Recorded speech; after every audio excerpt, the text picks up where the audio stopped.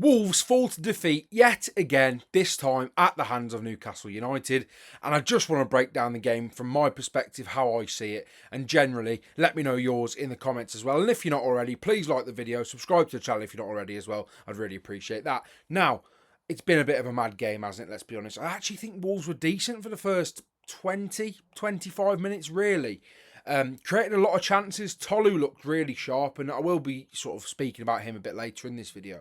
But in terms of chances created, in terms of starting well, Wolves could have had a goal in the first minute of the game. They looked really decent. Sam Johnston, for me, actually had a relatively decent performance, in my personal opinion.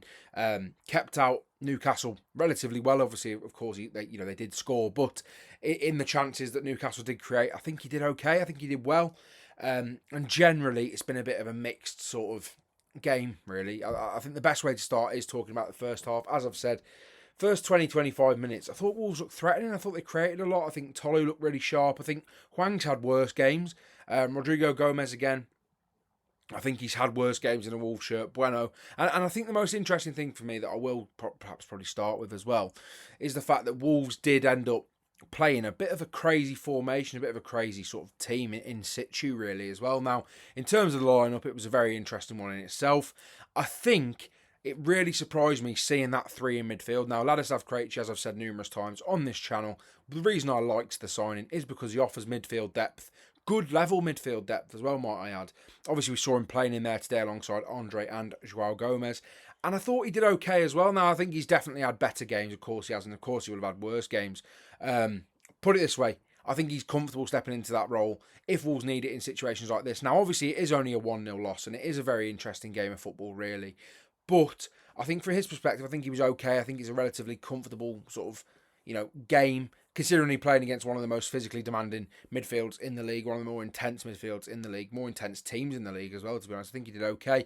But the interesting thing for me was the fact that Mosquera was starting as that central centre-back. Now, I think that was such an interesting thing because obviously you've seen Agbadou play there so frequently.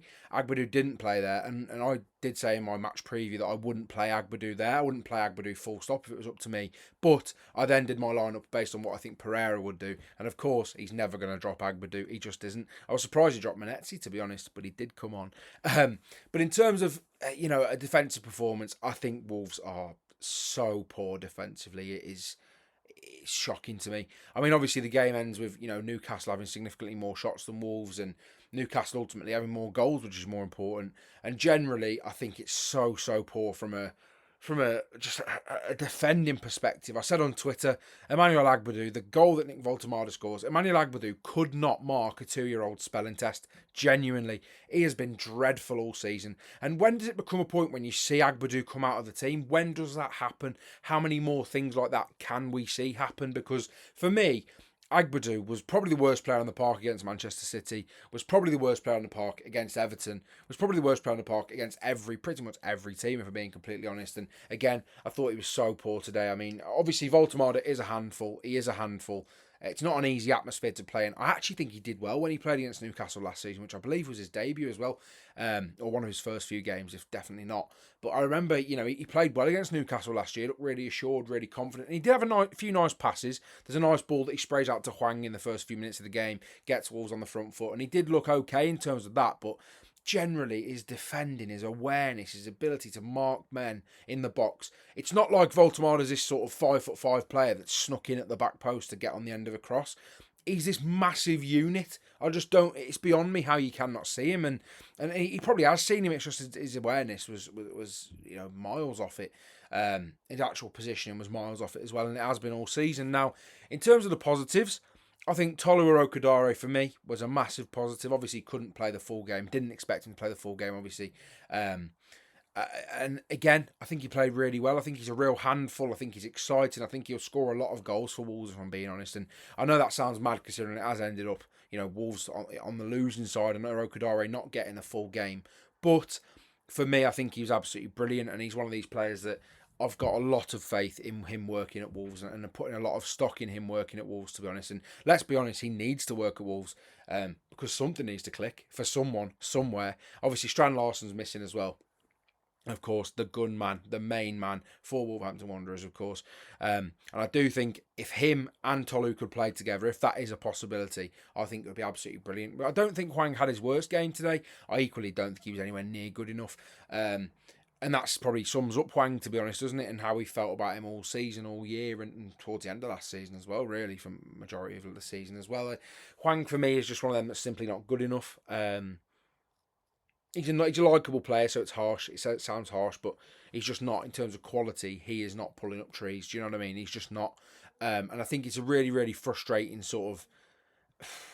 It's a frustrating one with Hwang because he's never really going to get subbed off, if you know what I mean. Like, he's not one of these players that...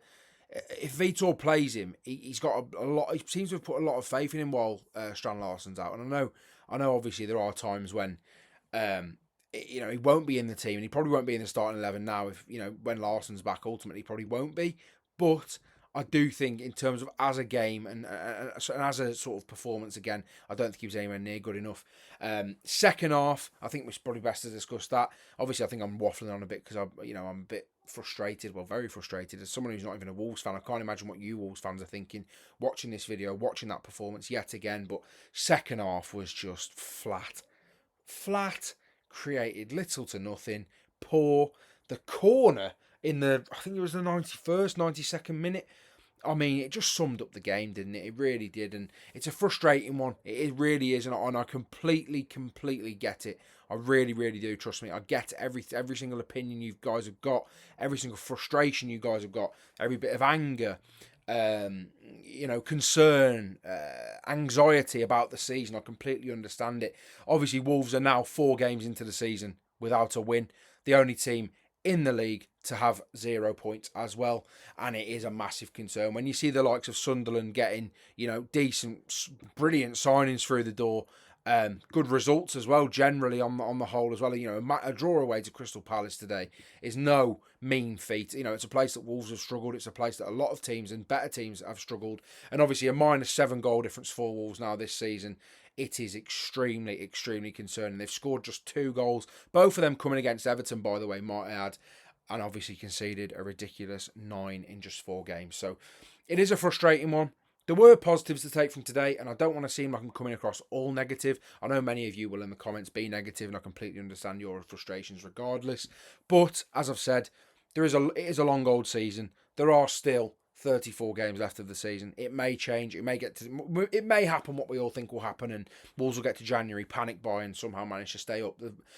But again, it's a frustrating one. Now, the one thing I want to speak about, and I've been very vocal about as well, is Vitor Pereira. Now, you may... not like this. Not a lot of Wolves fans do like my opinion on Vitor Pereira because it's a controversial one. Now, I like Vitor Pereira as a player, as a bloke, as a man. I think he comes across like a great man and speaks very well. And I like him. I like him as a person, as a personality. But he won't be going on many. He won't be going on many nights out around Wolverhampton this season. That's all I'll say. You've got to get some points first, but. I do think Vitor Pereira's frustrating me a lot this season, and I know many of you won't agree with this, and I completely get it, trust me, I really, really do. But, tactically, lots of concerns. It is just predictably boring every single week. Now, it was different today, and the system was different, the formation was different, and don't get me wrong, that could seem exciting to some of you, but, for me, it was just fine. I mean, it's never been ridiculous. It's not a ridiculous change. Do you know what I mean? Essentially, he's just, moved it about slightly. Do you know what I mean? He's moved it about from a striker and 2 10s to 2 strikers and an extra midfielder in there. It's not anything ridiculous. I think in terms of play style, it's just carbon copy every single game. Whether you see it as that or not, given the formations being wildly different, fair enough to you. But for me, it's just so predictable, so boring, so easy for teams to get at Wolves. And obviously, he did change it up in the game today. We did see him go to a back 4 with Krejci and Totti in there. But again, fine, flat, boring. And with Vitor Pereira, my biggest gripe with him has been his substitutions. How on earth Marshall Monetzi is being given 25 minutes, maybe 30 minutes with the added time, to be fair, of football in that game is beyond me. Fer Lopez, I know he ultimately comes on, but Fer Lopez, he's not even in with a half an hour. he's not even given a 45 minutes. For Lopez is one of these players for me that has to be starting at some point for Wolves and will be starting for some point for Wolves. If not, he'll be like, you know what, I've been here a year, I'm far too good. Wolves potentially might get relegated. I'll just go and play for a decent side and establish myself as a Premier League footballer. And he could do that comfortably. He's a brilliant talent, a supreme talent, and a player that I rate so highly. His loyalty, in terms of Vitor Pereira, his loyalty is his best and his worst attribute, is the way I put it on Twitter. I think he's loyal to players, and every manager, every player wants that. We've seen it with Jurgen Klopp. I love Jurgen Klopp with all my heart, but his loyalty was, is ultimately one of his downfalls as well. When you look at the Fabinho and Henderson season, where you just look at players and say they're not good enough, and it feels like that with Manezzi and Agbadou at the minute. They can't do no wrong. I know Manezzi didn't start today, but again, he still gets a substantial amount of football. Agbadou probably shouldn't have started again for me. I said this before the game. Shouldn't have started. He's been nowhere near good enough until he books his ideas up. He shouldn't be anywhere near that side.